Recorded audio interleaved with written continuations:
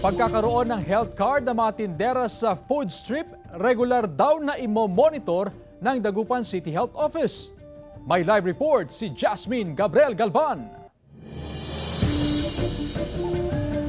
Jasmine? Chris, kasabay ng pagsisimula ng food strip ang mahigpit na monitoring ng health office sa mga food handlers, ganun din sa mga tindera ng pagkain. Maaga pa lang, bukas ng mga food stall na nakahilera sa Zamora Street sa Dagupan City. Nakapwesto na rin maging ang mga nagbebenta ng sa malamig sa lugar. Bagamat karaniwang hapon hanggang gabi kung dagsain ang food strip sa syudad.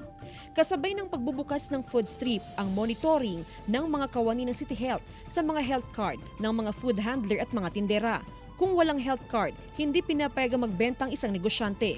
Dapat magpa-health certificate sila, magsasubmit sila ng sputum at saka sa stool para alam natin kung mayroon silang bulati at saka sakit. Karamihan sa mga food handler at tindera sa food strip may kanya-kanya ng health card.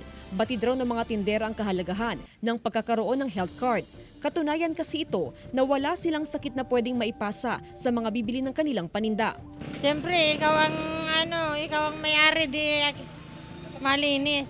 Parang yung mga customer, bibili sila. Ipinaalala din ng City Health Office na dapat maayos ang paghahanda sa mga pagkaing ibinibenta. Ganon din ang pagpanatili sa kalinisan sa lugar.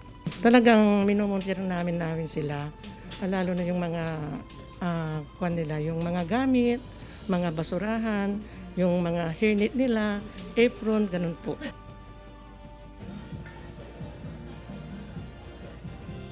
Chris, sa record ng City Health Office ay mahigit sa 100 yung mga food handlers at maging yung mga tindera ng pagkain dito sa food strip. May mangilan-ngilan pa rin na walang mga health cards o health certificate pero nagbigay na ng palugit ang CHO para makapag-comply at makapag-secure ng mga health certificates ang mga tindera. Chris?